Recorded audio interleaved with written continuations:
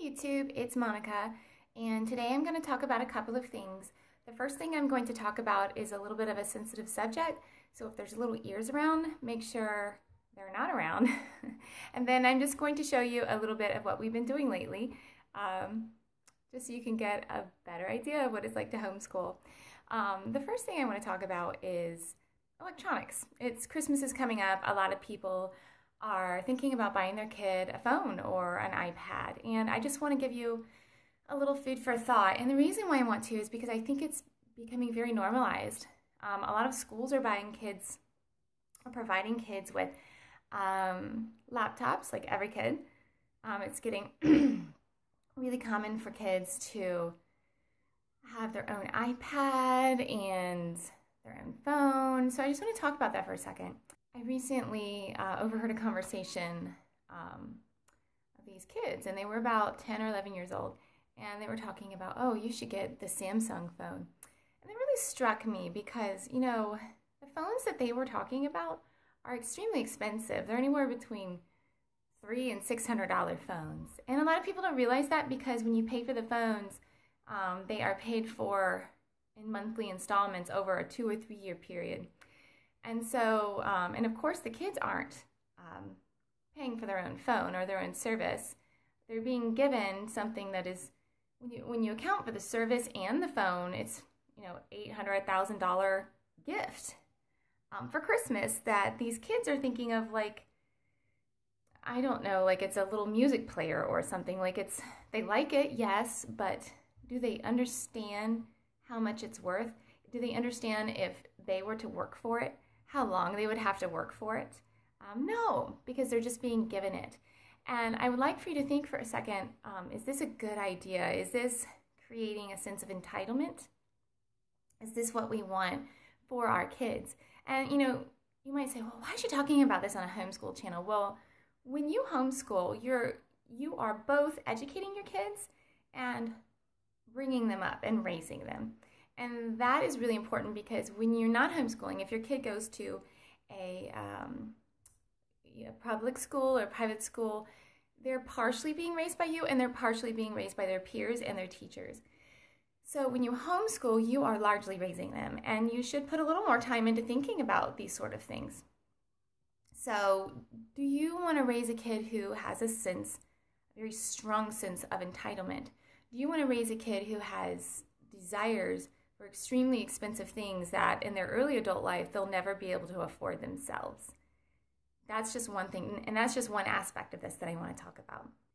The next aspect that I want to talk about, you know, with all the technology that kids have access to, whether it's an iPad or a phone or their own laptop, is kind of trouble that they can get into.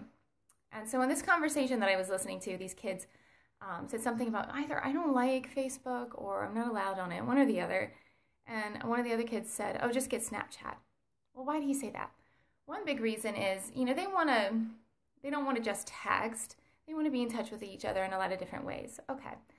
Other reason is that a lot of parents don't really know what Snapchat is.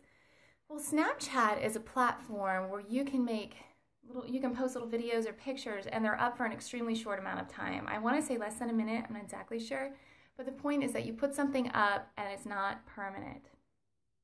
Think about that for a second. It's not permanent. So while a lot of kids are just posting funny little things and selfies, a lot of kids are also sexting. This is a real thing. Look up Snapchat and sexting, and you'll see it's not just me. This is a thing that's happening, and it's not good. And this is only one of the many, many ways that your kids can get into trouble when they have free access to technology. And you might think, well, I put safeguards on my kid's phone. I hope you do. I hope you do. But even if you do, it is likely that your kids will learn how to get around those safeguards. So the earlier that you give your kid a phone, the more time they have to learn how to get around those safeguards. And eventually, most likely, they will figure it out. There was an example here in Los Angeles where all the kids got, I believe it was iPads, and I don't even think it took a year. I mean, I'm pretty sure it was less than a year. And some kid figured out how to hack it, then they told another kid, and then they told another kid, and before you know it, all the kids hacked it. another friend of mine up here closer to where I live, same thing. They all had their own, it was either a laptop or an iPad. And again, they figured out how to hack it. Now, these kids, I'm pretty sure they were a little younger and they weren't doing anything too bad, but it takes a year. It takes, you know, an older brother giving them ideas, and before you know it, it's spread to all of them. And the last and biggest reason that you should be concerned with kids having access to technology at such an early age is when they have access to this, you're basically giving them the keys to the world's biggest vault of pornography. And again, you think you have safeguards, but it's just a matter of time. And sometimes it's like a couple months before they ask a friend who asks a friend and they figure out how to get past those safeguards.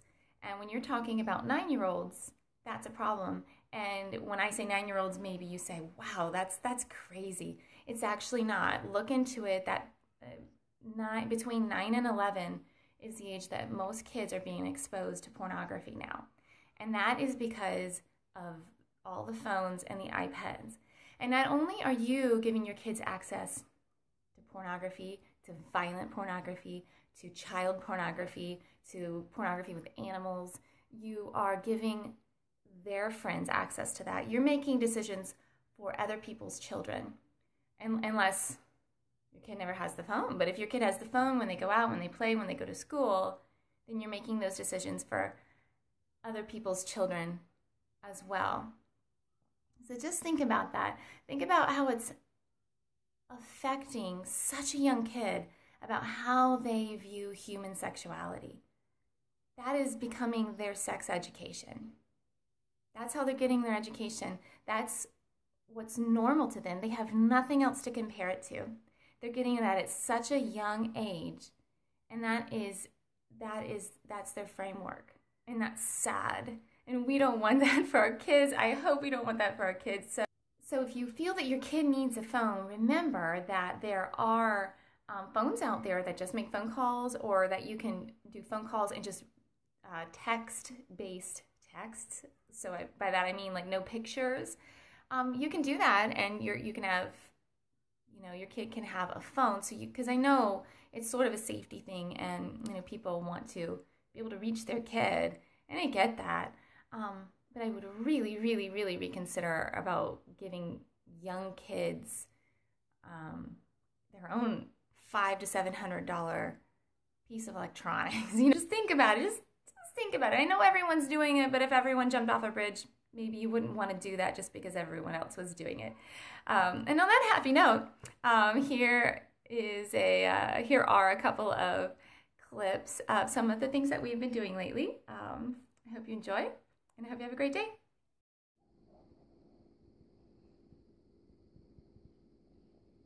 It can't rhyme with sight or fright? No. Because I was thinking I ran into the dark night. Nope. It's got to be a new word, because we're doing a new rhyming couplet at the end. I see that.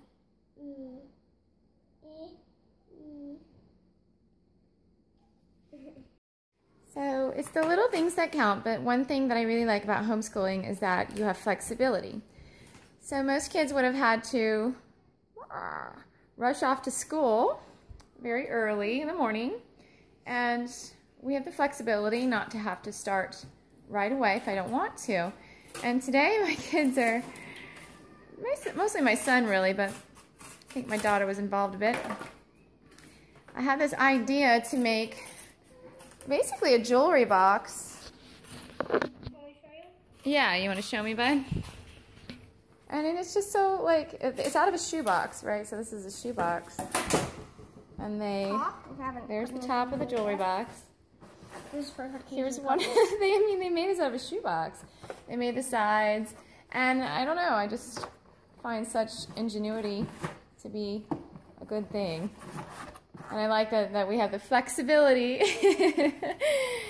to spend the time doing that. And little Miss is straightening up the bits and pieces. And there are going to be more bits and pieces, so I wouldn't recommend spending up too much. And there you have it. That's what we've been doing lately. If you like this video, if you found it useful, please click thumbs up. And if you have anything to add on the topics today, then please put that in the comments below. Have a great day.